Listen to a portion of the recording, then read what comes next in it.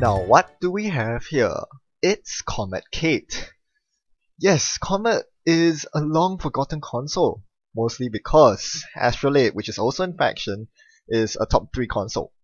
However, maybe now it's time to revisit Comet, now that prepaid voice pad has been put on the most wanted list. If you're playing Dirty Laundry Gamble Lucky Finds, you're much better off with the prepaid combo. But if prepaid costs influence, maybe Comet is now the next option if you're looking for an alternate economy and draw engine within Shaper. And this is what I'm going to try today. I wouldn't call it old school, that's a bit of a stretch, but Comet came out in the Breaker Bay data pack, which was released in April 2015. That's right, exactly 1 year ago, this was available. No one played it because prepaid is just better. Now it's time to revisit it. Joining me with my economy suite is this Static Breaker suite. Lady for Fractor, Sai for Decoder, and Strike for Killer. The Strike is probably the weak link of the Breaker suite, but this is what we need to do nowadays. The problem with the current meta, if you notice, is that many decks are going Ice Light. All sorts of NBN are playing Ice Light, horizontal decks are going Ice Light, and you just cannot afford to spend 1/3 or half your deck on programs, breakers. That just won't do. So we need to go leaner with the program so we have more deck slots for other sorts of tech, and perhaps more influence as well. This is why I'm going with a Static Breaker suite, instead of the usual Deus Ex chameleon shenanigans that you see in Shaper, because you just can't devote so many deck slots to programs. Now, Strike is still a weak link, don't get me wrong. It costs 9 credits on your first run against an Architect. And it's also going to cost you 9 credits against the Newshound of New Angela Sol, which I'm up against today. So this is going to be a bottleneck, which is why I keep this opening hand. No card draw, which is bad, but with 4 Econ cards, you can't go wrong. No Comet, sadly, to take advantage of that. But hopefully, we should be able to get enough money to threaten with SMC if I do draw into it. So the first thing he does here is to open with a Jackson after a mulligan, which means you bet he's Agenda Flooded.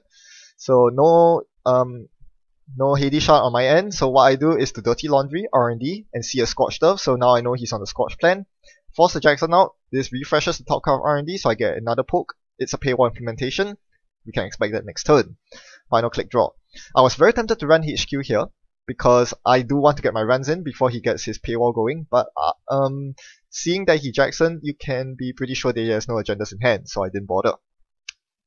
Draw into Quality Time, play a gamble, and trying to use my Kate ability, so I installed the Lady. It'll definitely come to useful. My English is horrible. It'll definitely come into use against the wraparounds of NBN. Now, Quality Time draws me into my console, very good. However, on my first click, I played Quality Time to draw into it. This means I cannot trigger Comet this turn because I've already played my first event. But I'm still going to mod it out anyway because I need to get rid of as many cards as possible from my hand. I need to discard down to 5 at the end of the turn anyway. And it doesn't matter. Look at my hand. Next turn is almost certainly going to be a Diesel Lucky Find turn. Now, the extra click cost of Lucky Find still takes effect even if you're firing it off with Comet. So, this still cost me 2 clicks to play Diesel Lucky Find, but it does save me 1 click. Now, RNDI has been targeted, which is pretty awful because I did want to install the RNDI from my hand. Still, I'm going to poke his hand with the imp that I just found, and I find an Astro Script. He has 18 credits, I have 13 credits, he's on Scorched Earth. I know that if I steal the Astro Script now and he has a mid-seasons in hand, I am all kinds of dead.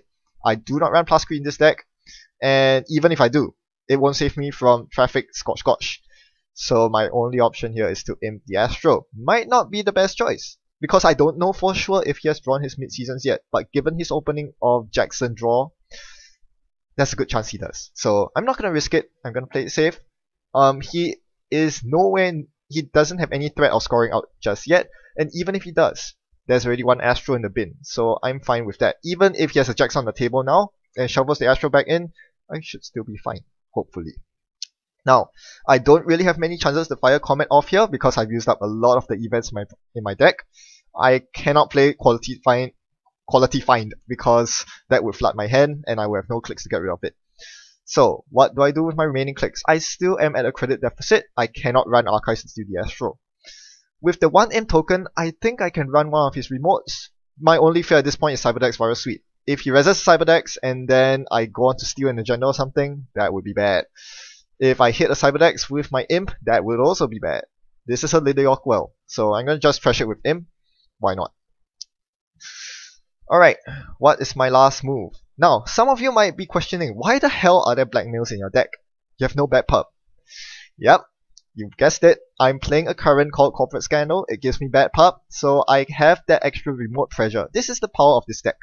With Corporate Scandal into blackmail, that's my alternative route into remotes when I'm not fully set up. As you can see, I'm not fully set up yet. I still don't have my Sentry Breaker, which I need against the News Hounds. You bet there are News Hounds. So, that's good for me if I draw into my Corporate Scandal, which I haven't. I'm going to ditch the RNDI here because it has been targeted. And he purges virus counters, a smart thing to do. There are 2 imp counters there, he doesn't want them. Now I'm going to COMET Diesel into Lucky Find. And then I'm going to attempt to run Archives. Now that I have 22 to his 23 credits, I should be good. Barring a sudden restructure or hedge fund, I should not get mid-seasoned. And he retargets his current onto Sure Gamble. Fantastic! I can now install my RNDI. Might not be the best move because, of course, he could mid-seasons me, but I need to get rid of those cards from my hand, so I don't want to ditch anything from my hand really. So thankfully he doesn't go for the mid-seasons. No sweeps hatch into mid-seasons, so I'm good. I'm going to trigger COMET once again, Diesel into Dirty Laundry on the old server. If that server were a Jackson, he would have shuffled the Astro that I stole. So I know this is not a Jackson, so I can safely laundry it. Then I'm going to check the new remote for Cyberdex. That gets purged. That's fine. Getting rid of Cyberdex is pretty huge. This means that there's no clot threat. There's also nothing to threaten my imp. I'll install an SMC here so that I can tutor up the Shrike on demand. Because my Corporate Scandal hasn't shown up on time, the blackmails in my hand are still not activated. So there's a very interesting dynamic with Corporate Scandal and New Angela Saul. On one hand, it is a way to shut down his targeted marketing, which is now a Sure Gamble. You have to keep that in mind. On the other hand, if he scores an agenda or I steal an agenda, the Corporate Scandal goes away. It costs 3 to play, so that's a very expensive loss for me. Have to keep that in mind. I'm keeping 2 Sai-Sais in hand because a very good move for him now would be to rush up behind the toll booth on a remote, and I need the Sai-Sai to threaten any remote scores. Now finally I draw into my Corporate Scandal. Yep. And I draw into Net Ready Eyes as well, which I realize I don't need, because with Shrike it costs 4 credits to break a News Hound no matter whether you have Net Ready Eyes installed or not. So this game, Net Ready Eyes is not going to be very relevant. Here I'm going to Corporate Scandal and then run R&D to get rid of the upgrade on R&D. Let's see, a Melange Mining Corp that goes in the bin. Mid-seasons, okay, so I know for sure that he's going to have a mid-seasons, and I'll get rid of the Cyberdex while I'm at it.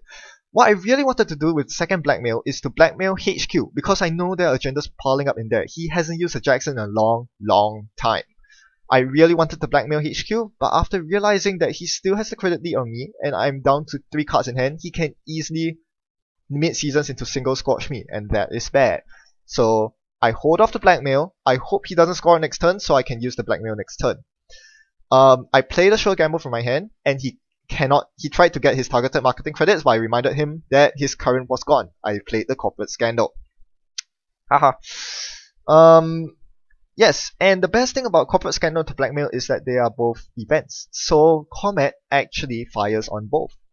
Now I'm going to run his new remote, see a bill. That's mine. And unfortunately, I just realized stealing the bill meant that my Corporate Scandal went away. This nullifies the blackmail in my hand. Oh well.